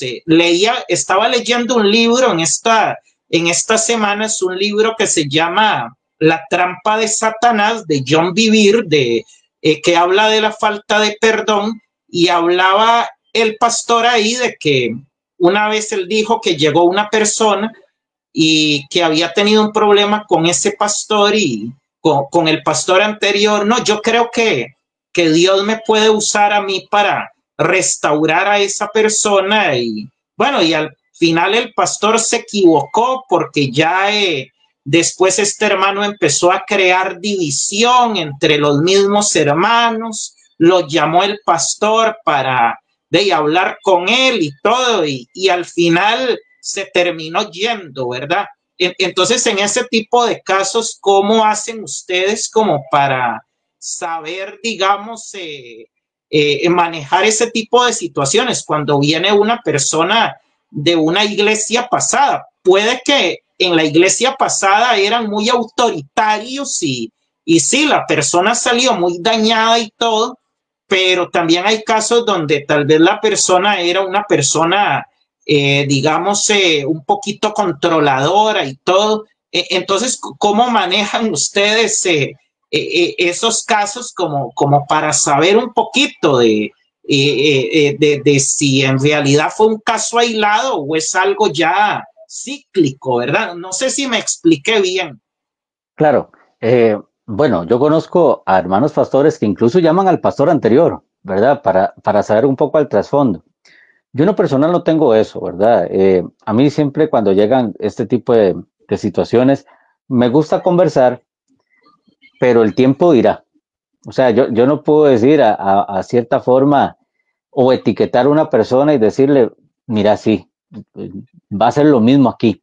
No, porque puede hacer que esa persona tal vez aquí en Dios Restaura pueda entender que lo que hizo anteriormente estaba mal o su actitud estaba mala. Eh, el problema es que si usted me pregunta a mí cómo hacemos, es una pregunta no complicada, pero tal vez no podamos responder la conciencia cierta, porque eso solo el tiempo lo dirá, ¿verdad? A como esa persona puede ser que no cambie, a como puede ser que cambie, pero todo eso depende de la persona y Dios. Tal vez en la otra iglesia no vio la oportunidad de un cambio, pero puede ser que en la nueva iglesia sí, por el tipo de predicación, por el tipo de iglesia, por el tipo de hermanos. O sea, nosotros no podemos cerrarle la puerta a nadie. Eso es lo que quiero dar a entender. Por más problemática que sea la persona, tenemos que recibirla como otro miembro más de la congregación con todo el amor. Y si muestra los síntomas que tal vez mostraba en un pasado, lo más conveniente es ayudarla a cambiar, pero no encasillarla de una vez como diciendo en las primeras palabras, uy, sí, aquí viene y va a ser lo mismo. No, me ha tocado casos, hermano, donde ya y sí, pues esa persona vuelve a mostrar la conducta que en la cual pues vino al principio y ahí sí, ¿verdad? Utilizamos lo que llamamos la consejería confrontativa. ¿Qué es la consejería confrontativa? Bueno, ya ponerle como marcarle la cancha para que entendamos el término, ¿verdad? Ya que aquí en Costa Rica somos como un poquito futboleros para que entendamos el término, ¿verdad? Le marcamos la cancha a la persona y ahora sí, ¿verdad? Esa persona tiene que manejarse entre comillas, entre esas ciertas reglas, ¿verdad? Para con la mejor convivencia, ¿verdad? Pero si vemos que la persona empieza a cambiar, empieza a mostrar otros cambios que son para bien, más bien al contrario, impulsemos a esa persona que siga cambiando. Pero como digo, eso el tiempo lo dirá, ¿verdad? Insisto, yo conozco hermanos pastores que llaman y preguntan, entonces ya llaman a otro hermano, hermano, ¿es cierto que ese hermano o ese hermano se fue a la congregación porque hizo eso? A mi criterio es muy feo, ¿verdad? Mi criterio, al criterio de Luis Granado Sánchez es muy feo, porque pienso que si Dios no hace ascensión de personas, ya yo tengo que estar preparado para eso, sea para lo bueno o para lo malo, pero no encasillar o no etiquetar a la persona como va a seguir haciendo lo mismo. No, démosle la oportunidad a la persona que cambie, démosle la oportunidad a la persona que pueda ser transformada, pero ya si presenta los mismos síntomas para que entendamos el término, ahí sí, ¿verdad? Confrontémoslo con todo el amor del Señor, exhortémoslo con todo el amor del Señor y ya, y ojalá que pueda entender la corrección y continúe trabajándole al Señor de una forma correcta. Y si esa persona aún así decide irse a la congregación después de esta confrontación, aquí sí tengo que decirlo así, tenemos que dejarlo ir, porque no quiere cambiar su corazón. Es la única forma en la cual podemos responder a esta pregunta, tal vez de una forma más sabia, porque Dave, pienso que el hecho de estar, insisto, llamando y preguntando, se notaría muy feo y que también en su cierta forma, voy a utilizar este término ya, tal vez el líder o el pastor con el que hablemos va a revivir tal vez esos momentos y va a decir, ah, no, ese hermano dicen por ahí, ¿verdad? Es un hijo del diablo, ¿no? ¿Verdad? No, ¿verdad? Porque lo que está hablando es el dolor que le produjo que esa persona se fuera. En cambio, pues, de ahí, si lo dejamos a la incógnita y empezamos a trabajar con esa persona desde cero, ayudándola a cambiar, pienso que incluso esa persona va a ver que se le está brindando una oportunidad y puede más bien cambiar su actitud para mejoría de todos. Sí. Hace 15 días, bueno, que estuvo la pastora Fanny, nos hablaba de la disciplina, ¿verdad? Que bueno, cada iglesia, pues, cada iglesia como que es independiente para aplicar la disciplina, ¿verdad? Cada iglesia tiene sus formas, ¿verdad? Yo, bueno, hice un trabajo de investigación en el Instituto Bíblico y bueno, hay varias razones por las que se aplica la disciplina. Por ejemplo, una doble vida o que incumpla adrede con los valores cristianos, que sea un ente que genera división, que persista en el error, desobediencia al liderazgo de manera rebelde. Fue algunas de las cosas que me dijeron, ¿verdad? Pero en lo que se tiene que en lo que tiene que ver con lo de aplicar la disciplina, hay muchos pastores que sientan a una persona que sirve, por ejemplo, ya sea un ministro de alabanza, un diácono, ¿verdad? De ahí lo sientan, ¿verdad? Lo sientan, ya sea porque faltó a una reunión entre semana, faltó a la reunión del martes de discipulado, ¿verdad? Entonces, de ahí no puede ministrar el domingo, no puede ministrar el domingo, o iban tal vez para alguna salida evangelística y llegó 10 minutos tarde y de ahí el pastor es muy estricto y todo, y de ahí lo dejaron botado, como dicen popularmente, ¿verdad?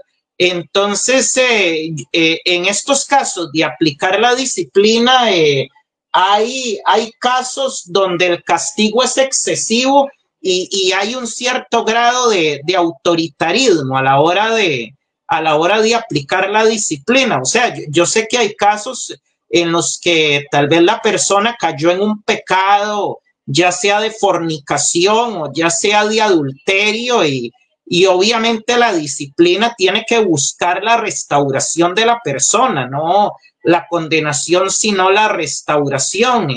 Pero ¿considera usted que hay casos donde la disciplina es muy drástica? Claro, claro, claro que sí, ¿verdad? Ahora, quiero poner sobre relieve una realidad, y es, si yo siento a alguien por sentarlo, eso no va a servir, ¿verdad? El problema, como usted acaba de decir, ¿verdad? Hay disciplinas de disciplinas, pero hagámonos la pregunta, o sea, ¿con qué fin es la disciplina? ¿Verdad? Si es porque no vino, pero está bien, está caminando bien delante del Señor, pero fue porque no vino, no vale la pena hacer eso. Ahora, voy a ir, digamos, al otro extremo. Si yo sé que hay alguien en pecado y le está sirviendo a Dios, el sentarlo por sentarlo no sirve.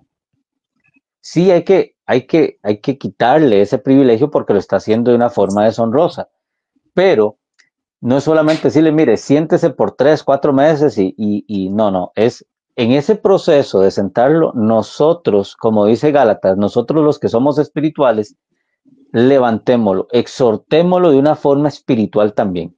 O sea, el sentar por sentarlo, hermano Luis, no valdría la pena. Yo he visto personas que aplican la disciplina y lo sientan por 3 meses y resulta que ya le dicen a los 3 meses, bueno, ya terminó la veda, ¿verdad? Ya terminó el tiempo de castigo, ¿verdad? Vuelva otra vez al grupo de música y vuelva a cometer el mismo pecado. Entonces, ¿de qué le sirvió estar ahí sentado? De nada. Más bien lo tomó como una vacación, ¿verdad? No, el hecho de poner en disciplina a alguien es que esa persona entienda a la luz de la exhortación que está cometiendo un error y que si no enmienda ese error, no va a ser una disciplina, sino que va a perder su ministerio, ¿verdad?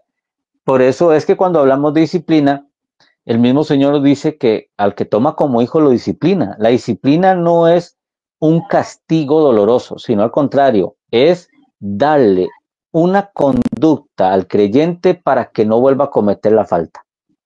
Ese es el problema. O sea, si yo digo, bueno, voy a poner a la disciplina fulano de tal porque, y aquí hoy tal vez vaya a meterme en problemas, pero es la realidad. Hay mucha gente hay mucho pastor que pone en disciplina a los miembros porque no diezman ni ofrendan. ¿Dónde dice eso la Biblia? O sea, ¿dónde dice que usted tiene que poner a disciplina a alguien porque no le dio el diezmo? Eso no lo dice la Biblia. ¿Ve? Entonces, caemos en un exceso de autoridad, pero no ayudamos al creyente a que ese momento en que literalmente nos dimos cuenta que está fallando por un pecado grave, porque la disciplina, si yo voy a ponerlo así, mi hermano Luis, para mí el concepto de disciplina es porque está enmancillando el cuerpo de Cristo. O sea, es porque literalmente le dimos un cargo y esa persona anda, como usted lo dijo ahora, en una doble vida, ¿verdad? En un pecado más serio. Es la única forma de disciplina, pero porque llegó tarde, o porque no dio el diezmo, o porque no le hizo caso al líder, esas cosas se tienen que tratar de otra forma, pero no en lo que llamamos sentándolo por 3 meses o 4 meses y eso lo vamos a llamar disciplina. No, la disciplina es un acto correctivo, la disciplina es un acto formativo y la disciplina es un acto espiritual. Si no tiene esas 3 características, lo único que estamos haciendo es mostrando nuestra superioridad, pero no para restaurar a la persona, sino nada más para darle a entender a esa persona que yo soy el que mando y si yo digo que se sienta, se sienta. Eso no es así. Es por eso que para mí la disciplina es importante, claro que sí, pero cuando haya pecado, cuando haya una doble vida, si no, lo demás podríamos tratarlo de otra forma, ¿verdad? Ahora, tenemos disciplinas muy extremistas, ¿verdad? Que ya incluso pues rayan más en un ámbito personal, ¿verdad? Yo conocí un caso donde llegó y me dijeron, vea, es que me dijeron, pastor, vea, a mí me pusieron en disciplina por tal y tal cosa, pero ya hasta incluso me prohibieron ver a mi novia en ese tiempo porque era parte de la disciplina. Ya esos son ámbitos muy personales que no tienen que ser al caso. Y ahí es peligroso. Esa persona va a agarrar no solamente un odio ante el Señor, sino que no va a aceptar la autoridad que es parte de la fe cristiana. O sea, un cristiano tiene que también aceptar la autoridad. Para eso Dios dio pastores y líderes. El problema de una autoridad que no infunde ese derecho o esa autoridad correctamente va a ser una autoridad que va a lastimar, que va a desanimar y que va a quitar por completo el deseo de servirle al Señor. Insisto, una disciplina como medio correctivo tiene que ser para levantar a esa persona que falló. Si no tiene ese objetivo, no podemos llamarlo disciplina.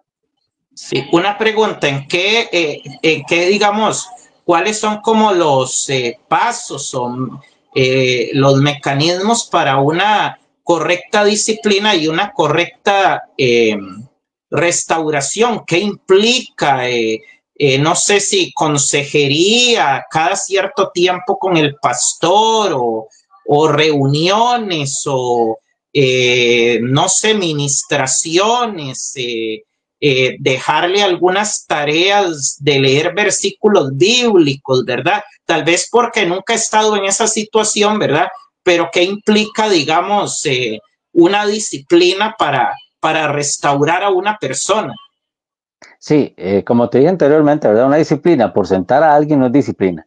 En este proceso tenemos que sentarnos con esa persona y no solamente decirle, mire, tú hiciste algo malo, no, sino preguntarle por qué lo hizo, qué sintió cuando lo hizo, qué experimentó cuando lo hizo, porque todo eso nos va a ayudar a aconsejar a la persona para que la persona no lo vuelva a hacer. Es que insisto, o sea, por sentar a alguien no vale la pena, porque si no corregimos esa actitud en la persona, cuando termine ese castigo, lo va a volver a hacer, y lo va a volver a hacer, y lo va a volver a hacer. Es por eso que la disciplina para quitar a alguien de una función eclesiástica no es disciplina. Si yo quito a alguien de una función eclesiástica es porque vi en esa persona un error que a la luz de la escritura va en contra de la moral del mismo Cristo y puede dañar a los demás. Yo por eso lo quito para restaurar esa mala conducta. Pero quitarlo por quitarlo, mi hermano Luis, no vale la pena. O sea, esa persona va a seguir haciendo lo mismo. El problema es que aquí, en este proceso, también tenemos que dar tiempo a que veamos en esa persona el cambio. Es por eso que yo no comparto que me digan, bueno, vamos a sentarlo 3 meses. O sea, ya yo estoy diciendo que en 3 meses tiene que estar restaurado. Donde no sabemos, eso es cuestión de Dios y la persona. ¿Ve? O sea, el hecho y quiero que entendamos esto, una cosa es restauración y otra cosa es restitución. Parecen, pero no son iguales. La restauración se da en un proceso, pero la restitución le toca al Señor. Es por eso que cuando una persona cae y empieza a ser disciplinado, ahora la restitución le va a tocar al Señor. Lo primero es la restauración, y eso sí nos toca a nosotros como hermanos en Cristo hacia esa persona que falló. ¿Ve? No puedo decir que en 3 meses una persona se va a restaurar. No, ya eso depende del fruto que esta misma persona dé. Depende de la comunión que tenga esta persona con el Señor. Depende de la fidelidad o el compromiso que quiera agarrar esta persona con el Señor. Insisto, 3 meses. A veces le decimos, no, sentémoslo por una semana a ver cómo reacciona. No, es que si no hay un proceso formativo y correctivo en la persona, va a seguir haciendo lo mismo. Este proceso, entre comillas, de disciplina, aquí adentro es donde nos vamos a sentar a hablar con él, es donde vamos a ponerle las cartas sobre la mesa en su cierta forma, es donde vamos a ayudarle a crecer, es donde vemos los frutos del cambio, y ahora sí, cuando todo eso se cumpla, viene el proceso de Dios, que es la restitución, ¿ok? Puede ser que vuelva a hacer la misma función o que Dios ya ahora sí le haya hablado al corazón y lo llame o lo lleve a hacer un trabajo para la cual ahora sí ya está listo, que no era el que tenía anteriormente.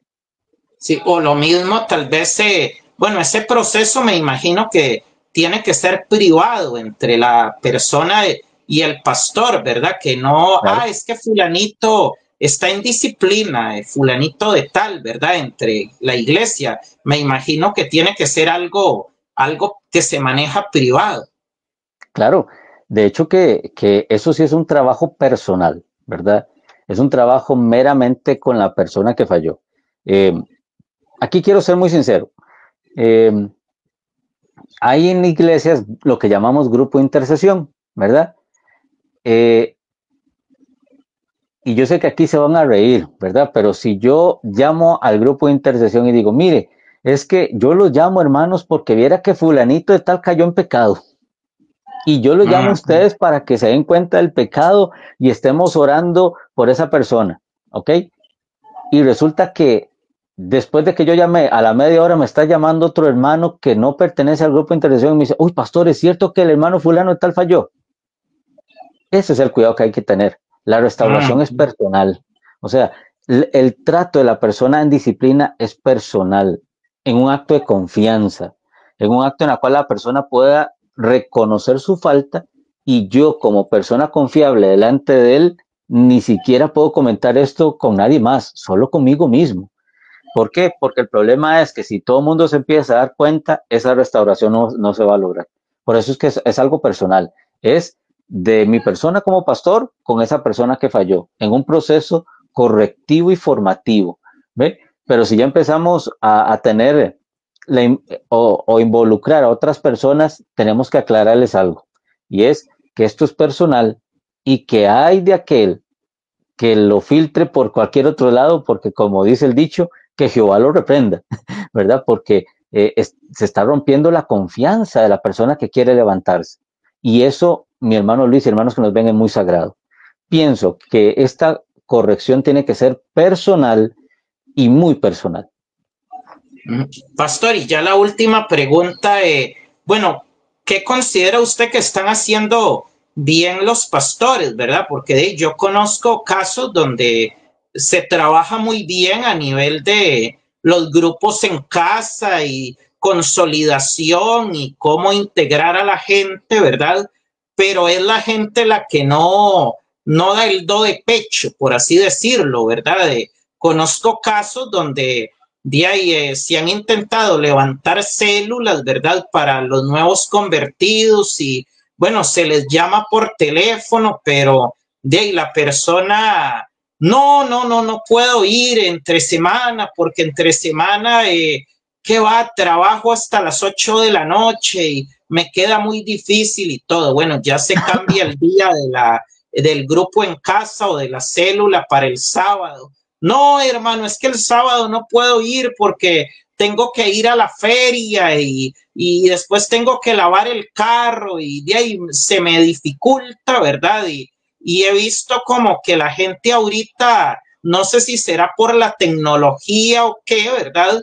Pero como que no han abrazado eso del discipulado, ¿verdad? Se conforman solo con ir el domingo a la iglesia y ya está ahí. De ahí he visto que la iglesia de ahí trabaja, el pastor es un trabajador del reino de Dios y todo, o gente, digamos, que de ahí se cambia de iglesia cada rato, ¿verdad? Como cambiar de camisa, ¿verdad? Entonces, en ese sentido, de ahí, ¿cuál es también la responsabilidad del feligrés y en qué ha fallado también el miembro de la iglesia en este tiempo, ¿verdad? En qué está fallando para no ir más allá, porque también es de ahí un 50-50, ¿verdad? Sí, claro. Esto es una pregunta bastante interesante para cerrar el tema, ¿verdad? Y bueno, eh, una cosa era hacer iglesia en los años 80, perdón, y otra cosa es hacer iglesia en nuestro tiempo, ¿verdad? En los años 80 era um, más sencillo, ¿verdad? No había la globalización que tenemos ahora, ¿verdad? Y tal vez la gente que nos está viendo, los hermanos que están viendo, digan, pero eso es una excusa. Sí, claro, es una excusa, pero ya hemos sido envueltos en esa excusa. Ahora, eh, ¿el principio bíblico ha cambiado? No. La persona tiene que congregarse y eso es una muestra de amor. Recuerde que nosotros podemos eh, tener varios significados y pienso que uno de esos entró con la pandemia, ¿verdad? Y no quiero hablar mucho de la pandemia porque es algo que ya pasó y que lo tenemos que superar, pero la consecuencia que dejó sí, ¿verdad? Hay mucha gente que todavía espera el culto virtual, todavía mucha gente espera el culto por un teléfono, pero el culto nada más, porque un paseo no lo hace por internet, ¿verdad? Un paseo no lo hace, eh, no, va en físico. El romper el esquema lo que ha costado. ¿Por qué? Porque el cristiano ha olvidado que tiene una responsabilidad, no solamente de agradar en Dios en santidad, sino también a la hora de reunirse con los demás hermanos en la fe. Yo no me reúno en una congregación simplemente para escuchar la palabra del Señor. Ese es el primer objetivo. Pero yo me reúno en una congregación es porque ahí entiendo que es la forma correcta de dar sacrificio a Dios. Recuerde que la ofrenda y el sacrificio se llevaba al templo, no se llevaba a cualquier otro lado. El congregarse es una muestra de amor. El congregarse es una muestra de haber entendido la gratitud que sentimos para el Señor. Ahora, en el tiempo que estamos hemos cometido un error nosotros los pastores, ¿verdad? Le empezamos a decir a la gente, bueno, ¿usted qué día le sirve más? ¿A usted cómo le gusta? ¿A usted qué le parece? No, no, el día, ¿cuál es el día del Señor? El domingo, o sea, ese día no se cambia, ¿verdad? Respeto a los hermanos que ahora están haciendo culto los sábados, respeto eso. Y qué bueno, por lo menos están motivando a la persona a congregarse. Pero es que el principio bíblico no cambia, mi hermano. O sea, si el Señor dejó que nos reuniéramos en el templo para orar, partir el pan y compartir la enseñanza de la escritura, eso no pasa de moda. ¿Ve? Ahora, ¿cómo hago yo para que la gente entienda eso? Muy bien, dándole a entender al mismo creyente que ahora tiene una responsabilidad. Así como se cambia de camisa todos los días, tu vida espiritual también necesita el reforzamiento de la congregación. Esa es la responsabilidad que nosotros tenemos que aprender a enseñarle al creyente. ¿Ve? Vamos a todo lado y no nos da miedo, pero nos da miedo ir a la casa del Señor porque ahí sí nos podemos enfermar, nos podemos hacer un montón de cosas. No, al contrario, En la casa del Señor hay libertad. En la casa del Señor hay sabiduría. En la casa del Señor hay alimento. Yo por eso entiendo el efecto pospandemia, pero el principio bíblico es no dejen de congregarse como algunos tienen por costumbre. ¿Se vuelve costumbre el no congregarse? Claro que sí. Y hoy lo estamos viviendo, ¿verdad? Imagínense, recuerdo una anécdota, mi hermano Luis, para que yo sé que los hermanos también se van a reír. Yo tuve un hermano que decía, pastor, mire, ¿por qué no nos reunimos todos los días? Y era el que menos se congregaba. O sea, imagínense si yo le hubiera hecho caso, ¿verdad? Entonces, a veces queremos meter a la gente en un conformismo en vez de sacarla. Le damos comodidades más allá de las que el Señor no nos ha mandado que demos, ¿verdad? Yo recuerdo, y tal vez vaya a sonar un poco pesado lo que vaya a decir, o un poco falto de respeto, pero es la realidad. Recuerdo que cuando empezaron otra vez las iglesias a abrirse y demás, llegó una hermana y me dice, pastor, ¿y ahora los cultos virtuales qué van a pasar? Hermana, se van a quitar porque eso era mientras estábamos encerraditos, pero ya ahora hay libertad, podemos volver a congregarnos, ¿verdad? Y ella me dijo, pastor, es que usted está en la responsabilidad de hacer un culto virtual para mí. Digo yo, no, mi responsabilidad es levantarme todos los domingos temprano para celebrar el culto. Esa es mi responsabilidad. Y la suya también tiene que ser la misma. Yo no voy a hacer un culto virtual porque ya estamos aquí. Esa hermana se enojó y se fue. ¿Por qué? Porque yo no le quise seguir brindando esa comodidad. Le hice ver la responsabilidad que tiene todo creyente. Vea, un cristiano nunca va a entender el sentido de responsabilidad hasta que no ame lo que verdaderamente es importante. Si un cristiano no ama a su congregación, no la va a tener en alta estima. Si un cristiano no ama a la congregación donde el Señor lo llevó para crecer espiritualmente, no, nadie lo va a hacer volver de esa idea. Es por eso que el cristiano que Dios lo planta en una congregación tiene que amarla, y no solamente amarla, sino también servirle, y no solamente servirle, sino tener la responsabilidad como creyente de alabar al Señor ahí, donde el Señor lo llevó para que diera su ofrenda y sacrificio. Es por eso, mi hermano, que a veces nosotros como pastores tenemos la culpa. Queremos dar un montón de comodidades cuando la realidad es que ya el Señor estipuló una, y es congréguense unánimes y juntos. Amén. Bueno, pastor, yo quisiera darle el pase a usted para que usted pueda hacer una oración, ¿verdad?, relacionada a este tema para todas las personas que están viendo este programa y los que van a verlo de forma indiferida y tal vez una reflexión final sobre todo lo que hemos hablado y al final una oración. Claro, para la conclusión de este tema, hermano Luis y hermanos que nos ven, quiero tomar las palabras del principio. La iglesia de Dios es perfecta. Cristo la santificó. Cristo la lavó con su sangre. Como dice el apóstol Pablo, que las manchas no caigan en vuestros ágapes, ¿verdad? Definitivamente la iglesia es preciosa. Y yo no concibo a un cristiano que no tenga una donde ir y tomarla como su casa. No lo concibo. Es por eso que ojalá que este programa anime a cada uno de nosotros a ser perseverantes hasta que Cristo venga por ese cuerpo que es la iglesia. Usted tiene que unirse, amado hermano, a una congregación. No puede seguir como llanero solitario. No puede seguir con la dureza del corazón de decir, bueno, me lastimaron aquí y todas las iglesias son iguales. No, dese la oportunidad de experimentar el amor de Dios en una congregación fiel y verdadera. Únase al cuerpo de Cristo. Usted es importante en el cuerpo de Cristo. Cristo te va a utilizar para llevar su amor a otras personas, así como en algún momento utilizó una persona para traerte a ti a ese redil en la cual ahora perteneces. Así que ánimo. La iglesia es perfecta, pero rodeada de imperfecciones como nosotros mismos. Pero aún así Dios derrama su amor y su gracia en medio de esa imperfección. Vamos a orar. Señor Jesús, en esta noche te damos gracias porque hemos recibido tu consejo. Te pido, Dios mío, que nos redargullas, que nos exhortes, que nos animes a seguir adelante, que nuestro corazón no se amargue a través de las dificultades de la vida y a través de los tropiezos que hemos tenido. Te pedimos, Señor, que nos des sabiduría a nosotros como pastores para guiar bien a tu grey. Señor, que nos des palabras sabias.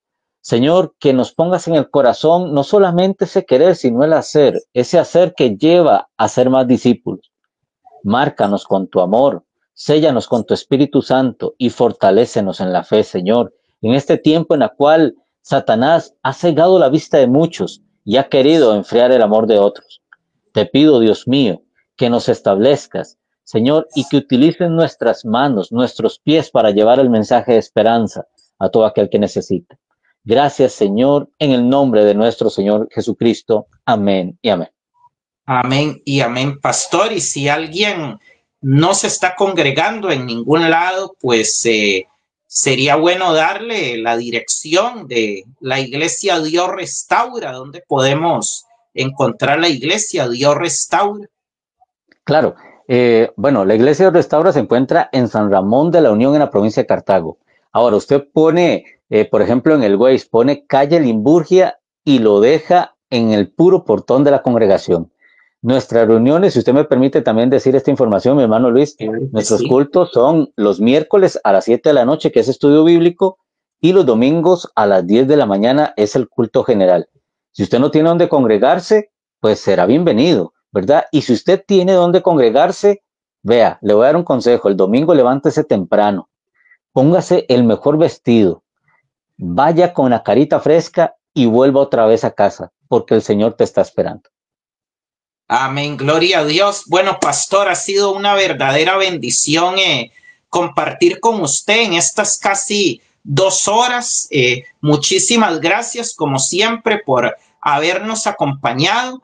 Y bueno, a nombre del pastor José Luis Granados y de mi persona, Luis Diego Zúñiga Gutiérrez, le damos las gracias por estar en sintonía de este programa Una Hora con Dios, aquí en su página Nutrición Celestial. Nos vemos, si Dios quiere, el próximo jueves, al ser en punto las 8:30 de la noche. Y saludos también a las personas que van a ver este programa de forma indiferida. Muchas bendiciones y un abrazo para todos. Bendiciones.